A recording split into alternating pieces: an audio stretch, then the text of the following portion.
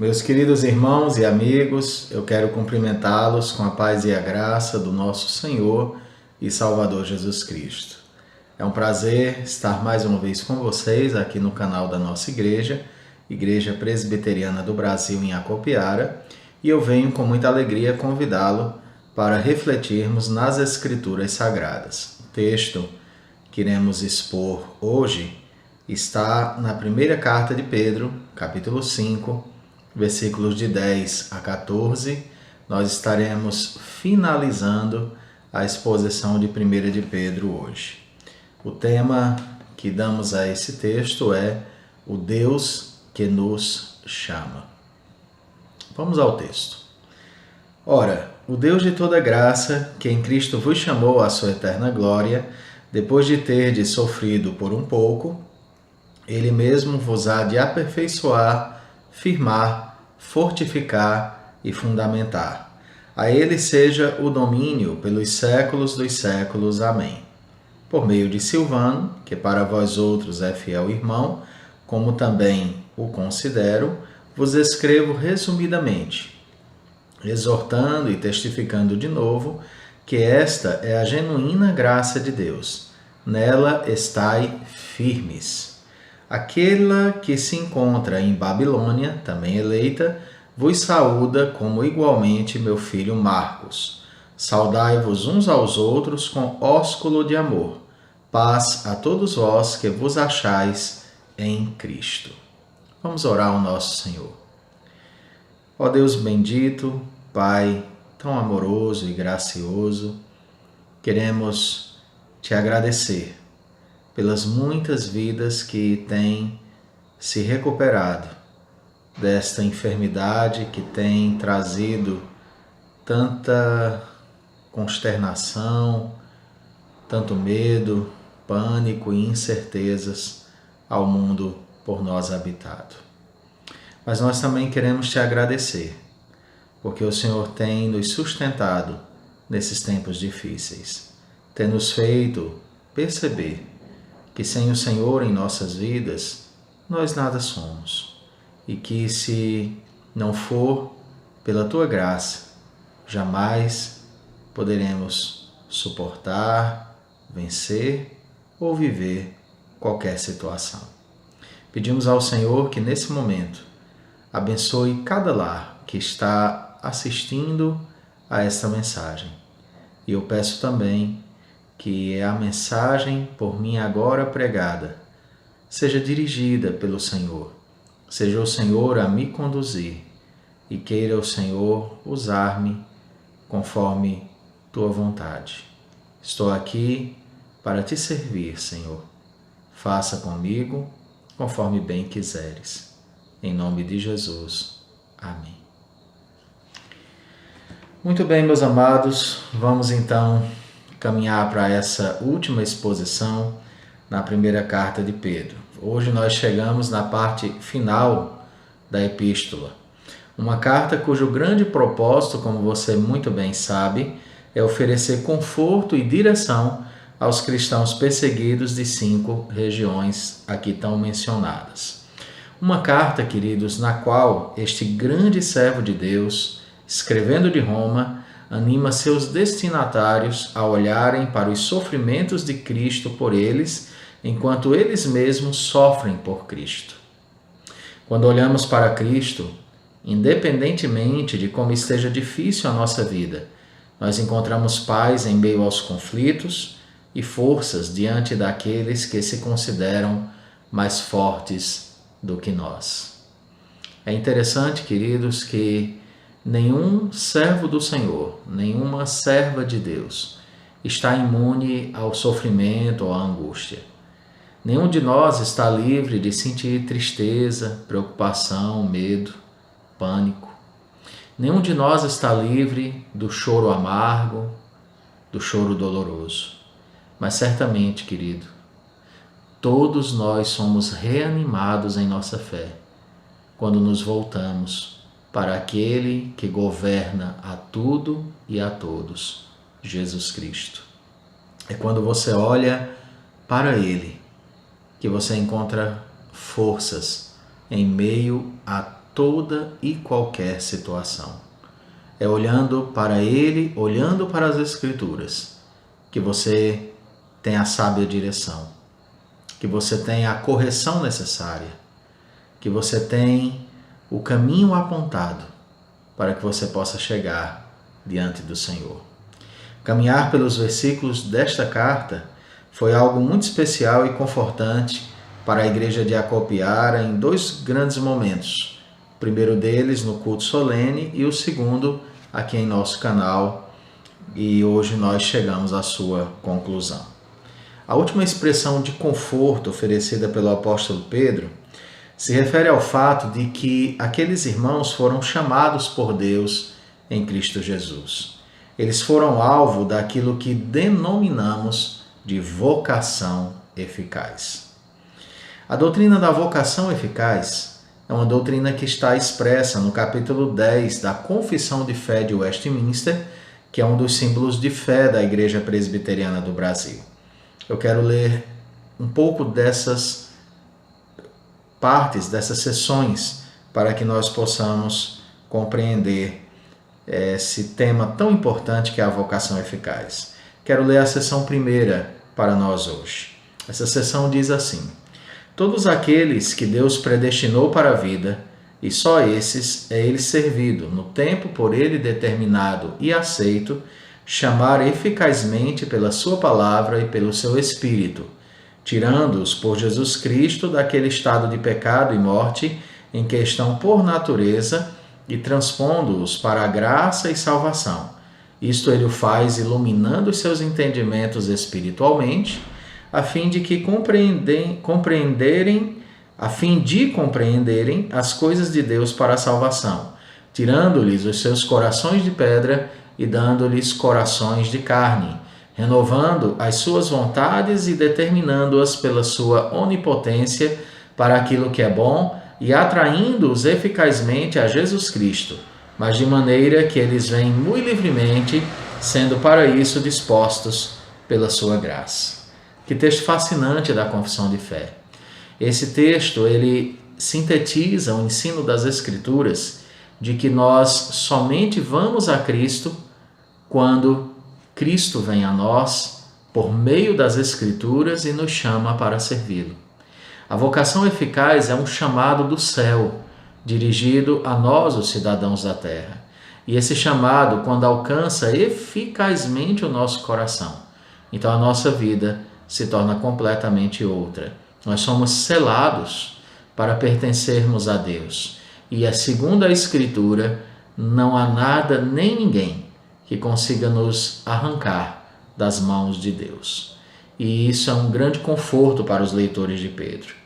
Se hoje, meu querido, você é um crente, se hoje nós somos crentes, não é porque escolhemos o Senhor e resolvemos de nosso próprio coração caído não caminhar mais na estrada do pecado. Queridos, nós somos seus seguidores porque de uma maneira espiritual e poderosa Ele nos chamou para abandonarmos o mundo de pecado e servirmos a Ele de todo o nosso coração. Você é um crente porque Deus te chamou para ser, porque Deus tocou o seu coração para ser. E, queridos, a Bíblia está tomada de textos que reforçam este princípio. Exemplo, no Evangelho de João, no capítulo 15, verso 16, nós lemos: não fostes vós que me escolhestes a mim. Pelo contrário, eu vos escolhi a vós outros e vos designei, para que vades e deis fruto, e o vosso fruto permaneça, a fim de que tudo quanto pedirdes ao Pai em meu nome, Ele vo-lo conceda. Em Atos 13, versículo 48, nós lemos: os gentios, ouvindo isto, regozijavam-se e glorificavam a palavra do Senhor. Escute. E creram todos os que haviam sido destinados para a vida eterna. Em Efésios, capítulo 1, versículo 5, nós lemos: nos predestinou para Ele, para a adoção de filhos, por meio de Jesus Cristo, segundo o beneplácito de sua vontade. Em 1 aos Tessalonicenses, capítulo 5, verso 9, nós lemos: porque Deus não nos destinou para a ira, mas para alcançar a salvação mediante o nosso Senhor Jesus Cristo, nos destinou para isso. Em Ezequiel 36, versos 26 e 27, nós lemos: Dar-vos-ei coração novo, e porei dentro de vós espírito novo. Tirarei de vós o coração de pedra, e vos darei coração de carne. Porei dentro de vós o meu espírito, e farei que andeis nos meus estatutos, guardeis os meus juízos e os observeis.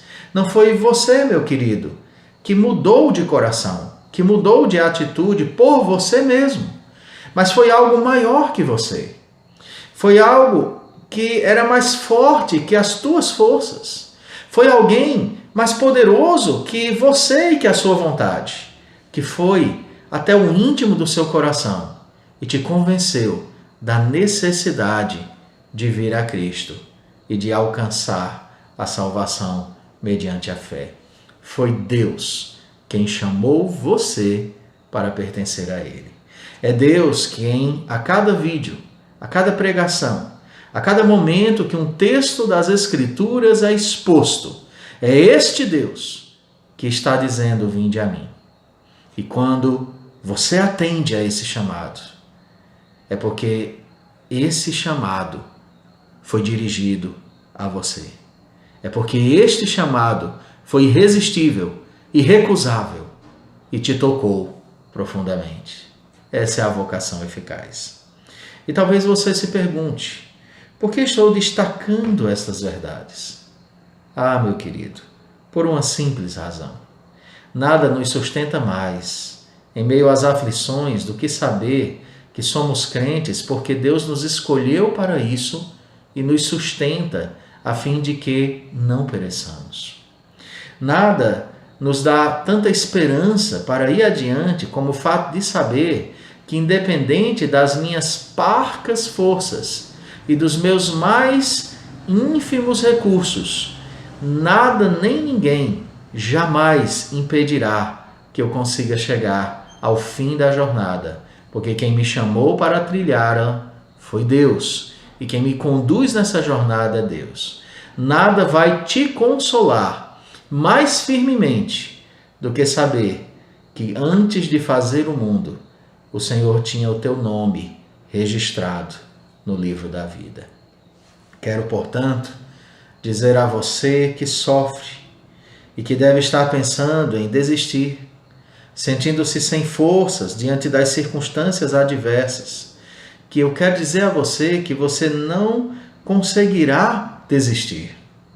Você não conseguirá desistir porque aquele que te escolheu antes da fundação do mundo e te sustenta com a sua providência não te deixará caído, nem permitirá que você desista. Ele te reerguerá com sua infinita graça. Louve a Deus por isso. Ele te levantará. Contudo, você precisa compreender algumas verdades que vêm no pacote desta vocação eficaz. E falarei hoje sobre o tema O Deus que nos chama. E a pergunta é: o que Ele faz quando nos chama? Queridos, primeiramente, quando Ele nos chama, Ele nos molda em meio aos sofrimentos. No versículo 10, nós temos uma prova cabal desta verdade. Ora, o Deus de toda a graça, que em Cristo vos chamou à sua eterna glória, depois de terdes sofrido por um pouco, Ele mesmo vos há de aperfeiçoar, firmar, fortificar e fundamentar.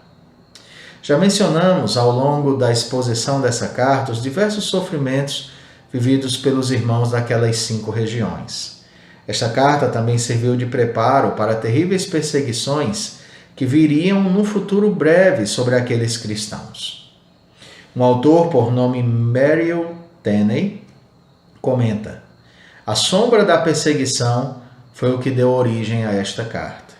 O sofrimento é uma das teclas da epístola, sendo mencionado nada menos que 16 vezes.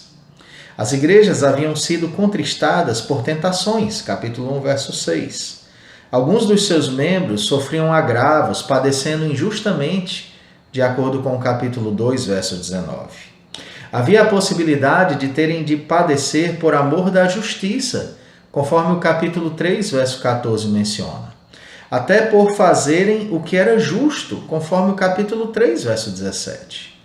Talvez os aguardassem dias mais sombrios, pois aproximava-se uma provação de fogo em que seriam classificados juntamente com assassinos, ladrões e malfeitores. Pedro incitou-os a não se envergonharem de sofrer como cristãos. Estes sofrimentos não seriam exclusivamente infortúnio seu, pois os cristãos padeceriam em todo o mundo. Tenney continua: todos deveriam suportar as suas provações tão corajosamente quanto possível. Aquela carta era um aviso e um encorajamento que servia de preparação para uma emergência vindoura.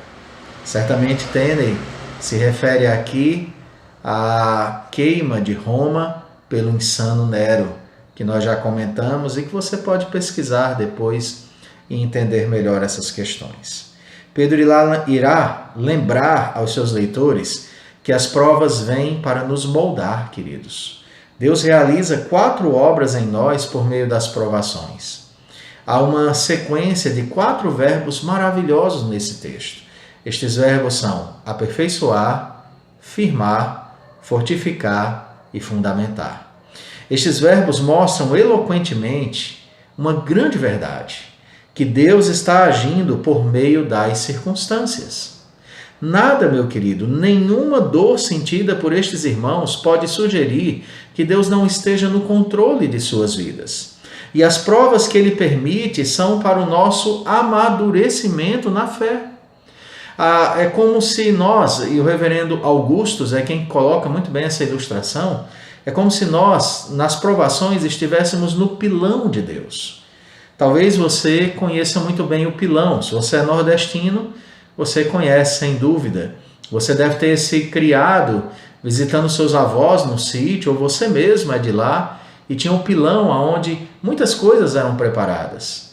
E ali no pilão você colocava, por exemplo, o arroz, e ao socar o arroz você separava o grão da casca. E assim então você preparava aquele arroz caseiro na panelinha de barro para servir ali aos seus familiares na vida simples do sítio, porém sobrecarregada de muitos afazeres. Muitas vezes nós estamos exatamente no pilão de Deus, onde a prova vai separando a casca do arroz em nossas próprias vidas, onde a casca do velho homem, onde a casca do pecado vai sendo despojada e apenas o bom arroz vai sendo servido para a nossa glória. Deus está agindo por meio das circunstâncias. Nenhuma dor sentida por esses irmãos pode sugerir que Deus não esteja no controle. Volto a repetir isso. E as provas que Ele permite são para o nosso crescimento na fé. Primeiramente, esse texto diz que Deus nos aperfeiçoa. Aperfeiçoar significa levar avante um processo já começado, geralmente levando ao final. Em Filipenses 1,6 temos uma clara ideia do que seja isso. Paulo, escrevendo àquela outra amada igreja, ele disse: estou plenamente certo de que aquele que começou a boa obra em vós há de completá-la até o dia de Cristo Jesus. Querido, Deus aperfeiçoará a sua igreja dentro da situação em que vivem estes irmãos. A sua fé, a sua confiança os deixará mais maduros e experimentados. No capítulo 1, verso 7, Pedro escreveu: para que, uma vez confirmado o valor da vossa fé, muito mais preciosa do que o ouro perecível, mesmo apurado por fogo, redunde em louvor, glória e honra na revelação de Jesus Cristo. Queridos, Deus nos aperfeiçoará gradualmente a expressão de vida nova que está nesses cristãos e que germinou neles. O capítulo 1, verso 23 diz assim: pois fostes regenerados, não de semente corruptível, mas de incorruptível, mediante a palavra de Deus, a qual vive e é permanente. Querido, segundo Paulo, para este fim que Deus colocou apóstolos, profetas, pastores e mestres no meio do seu povo. Paulo escreveu isso em Efésios 4:12, com vistas ao aperfeiçoamento dos santos para o desempenho do seu serviço, para a edificação do corpo de Cristo. Nos sofrimentos, estamos sendo aperfeiçoados por Deus. O mundo, muitas vezes, consegue ter algum vislumbre dessa realidade. Você me diz, como assim, pastor? Nós encontramos muitas pessoas nesse período de quarentena dizendo assim: olha, essa quarentena me melhorou. Nessa quarentena eu repensei muitas coisas. Querido, quando você ouve uma pessoa que não tem vida devocional, religiosa, falando assim, você percebe que ela entende que o sofrimento que ela passou agora a modificou profundamente. E, queridos, as provas que os leitores de Pedro estavam passando, os estavam modificando, mas não para pior, porque Deus não nos modifica para pior, Deus nos modifica para melhor. E toda luta que você possa estar enfrentando agora é uma providência carrancuda, mas que por trás dela há um sorriso escondido de Deus. Por meio das provas, Deus também nos firma. Além de aperfeiçoar, Ele nos firma. Firmar aqui é firmar na fé, como já vimos no capítulo 5, verso 9. Pedro diz aos seus discípulos: resistir-lhe firmes na fé, certos de que sofrimentos iguais aos vossos estão se cumprindo na vossa irmandade espalhada pelo mundo. Queridos, Deus é quem concede esta firmeza e também muitas vezes faz uso da mediação dos que trabalham para o Evangelho. É tão interessante isso.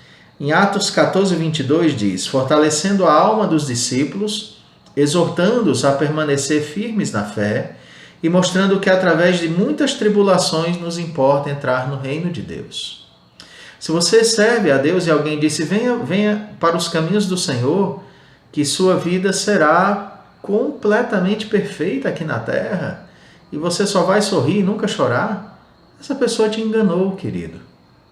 Porque andar com Cristo, de fato, é a melhor coisa que há. Mas quem anda com Cristo também sofre. Mas sofre com os olhos voltados para o céu e com a alma firmada nas promessas de Deus.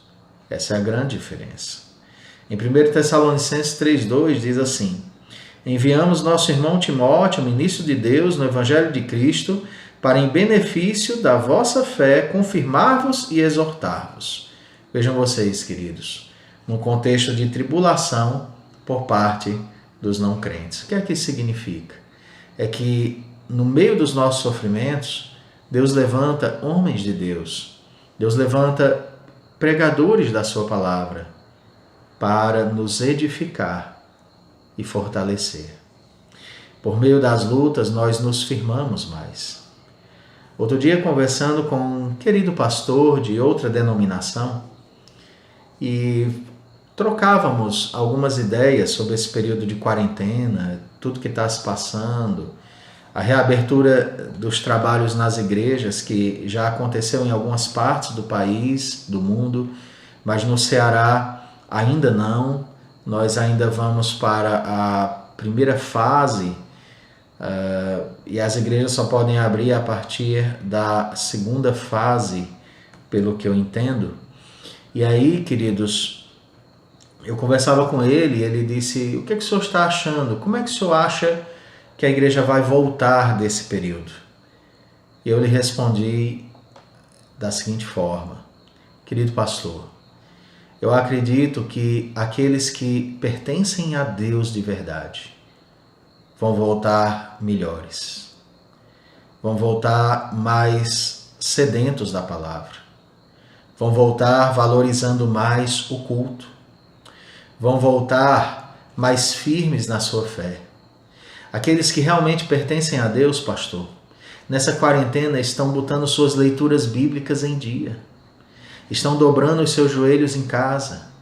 Estão tendo a responsabilidade de reunir os filhos, as esposas ao redor de si, para orarem com eles, porque sabe que não pode levá-los à igreja. Mas, querido pastor, aqueles nossos irmãos ou ovelhas, que o coração não foi realmente transformado, eles voltarão muito mais frios em sua fé. Voltarão muito mais ausentes. Alguns deles demorarão muito a conseguir retornar a uma escola dominical, porque se habituaram a usar o domingo para qualquer coisa, menos para a palavra.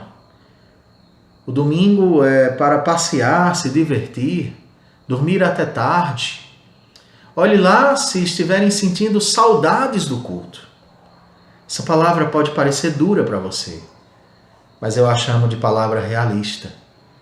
Aqueles que têm Cristo no coração foram firmados ainda mais nessa quarentena. Estão ainda mais próximos de Deus nessa quarentena.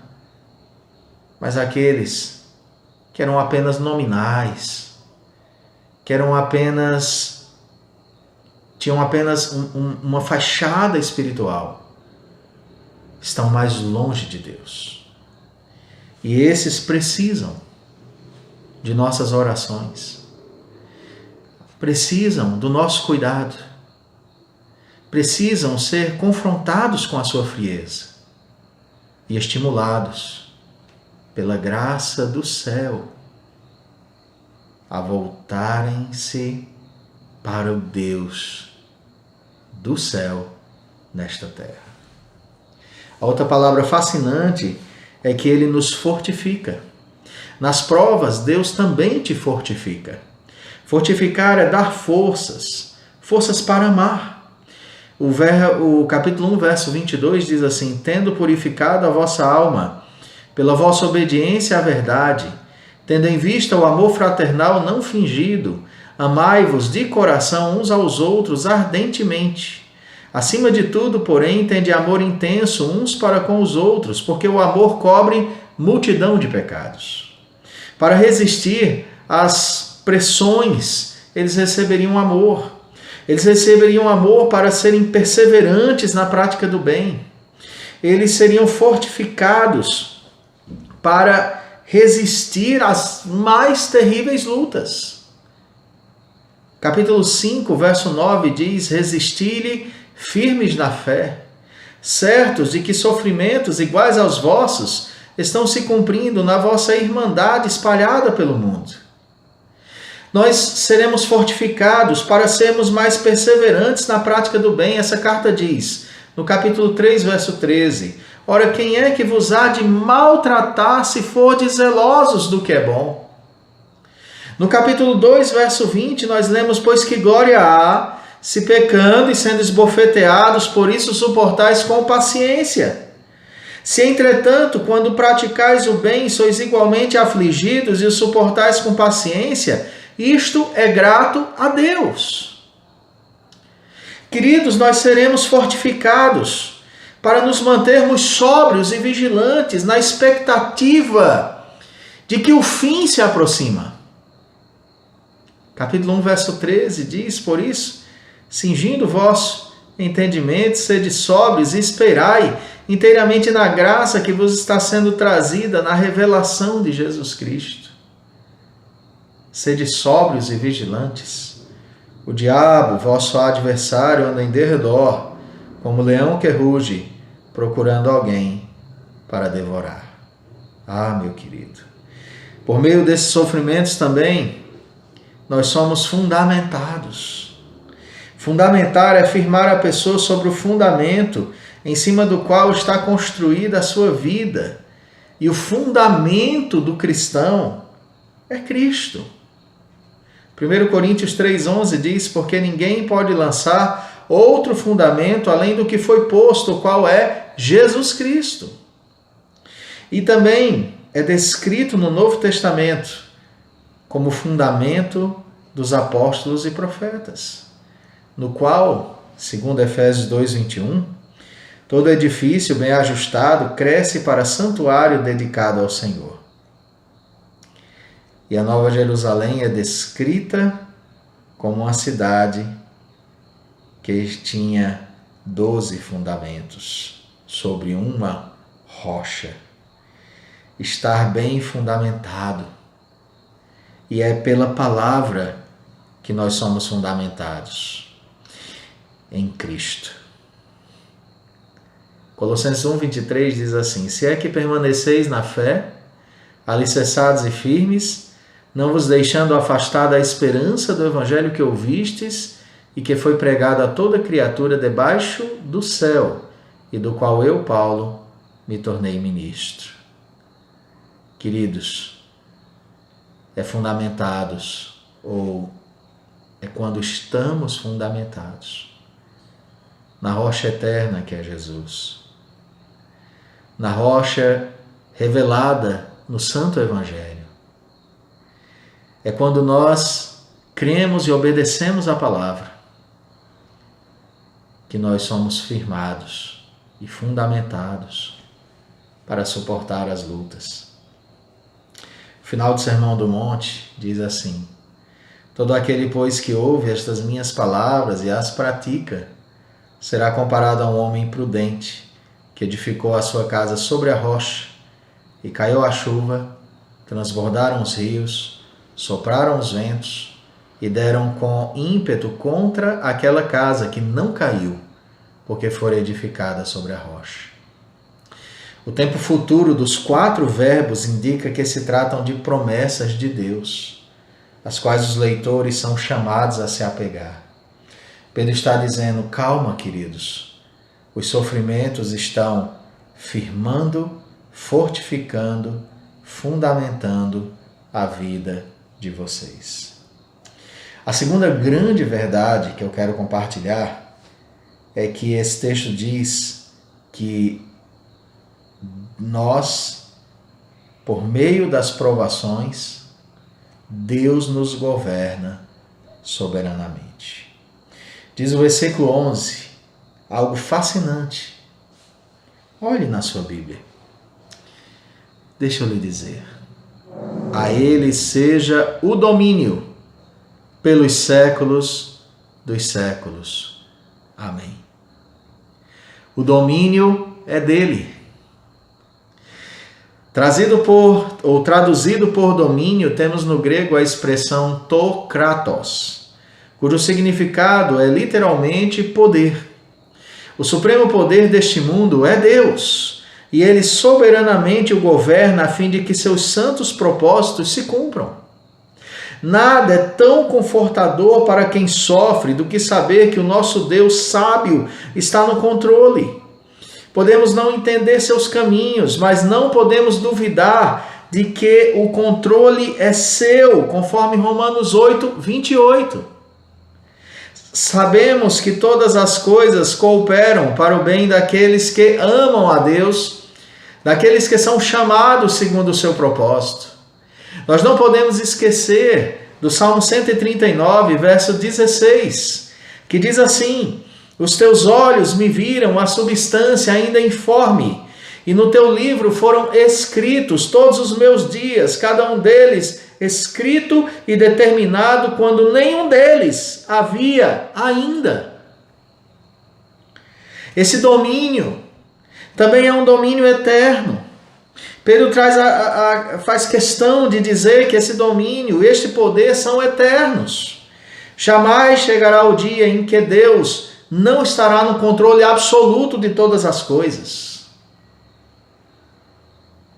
E é interessante que nesses dias Deus permite uma circunstância tão adversa como esta para mostrar ao homem, para mostrar a nós a nossa completa impotência. Nós não temos controle sobre vida ou morte. Nós não temos controle sobre quem será, quem não será contaminado. Nós temos o dever, claro, ético, moral, de tomarmos todos os cuidados, de lutarmos e preservarmos a vida ao máximo. Mas se tem uma coisa que a pandemia revelou, é que todos os sistemas do mundo são pífios, são fracos. A ciência está correndo, mas não chega. É impressionante. O dinheiro perde seu valor. Os prazeres da vida ganharam novas dimensões. Tudo foi atingido. E tem muita gente colocando sua esperança numa vacina. Opa, peraí, pastor, o senhor não quer que venha essa vacina? Ah, meu querido, claro que sim. Eu estou orando por isso. Mas minha esperança não está na vacina. Minha esperança não está nos casos se multiplicando menos. Minha esperança não está no remédio que será descoberto, ou não, mas provavelmente será. A minha esperança está em Deus. Porque no momento que Ele quiser, Ele vai iluminar alguém e vai usar. Mas a sua vida está hoje, como sempre esteve, nas mãos de Deus. Então se volte para Ele. Confie nele. Muitos confiavam na empresa sólida, 100 anos, a empresa quebrou. Muitos confiavam em sistemas de saúde impecáveis.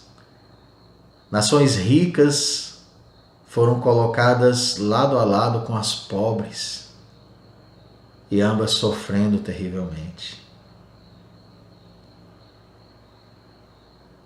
A esperança está em olhar para cima, para o céu, clamar. Claro, fazemos nossa parte, sim, sem dúvida. Usar máscara, álcool em gel, lavar a mão, evitar aglomerações, por enquanto. Por enquanto, isso é o que de melhor podemos fazer. Mas tem algo extraordinário que podemos fazer. E extraordinário é superior ao que é melhor. E o que é extraordinário é olhar para os céus. É dobrar os joelhos na terra. E é se derramar na presença de Deus. Queridos, esse Deus tremendo, Ele também nos firma em sua graça. E lemos no versículo 12, por meio de Silvano, que para vós outros é fiel irmão, como também o considero, vos escrevo resumidamente, exortando e testificando de novo, que esta é a genuína graça de Deus. Nela estai firmes. Então, além de nos moldar, de nos governar soberanamente, Deus ainda nos firma em sua graça. E nesse texto, Deus diz que esta graça, Deus revela por meio de Pedro que esta graça é genuína e que nela estamos firmes. A graça genuína é uma graça que impera, mesmo em meio às adversidades. E você está firmado nela.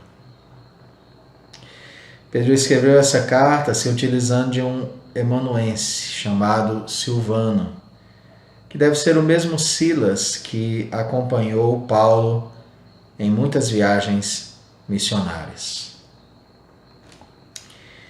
E é interessante isso, que aí o final da carta vai mencionar isso. Ela tem uma saudação final e uma pequena questão à parte. Diz assim: aquela que se encontra em Babilônia, também eleita, vos saúda, como igualmente meu filho Marcos.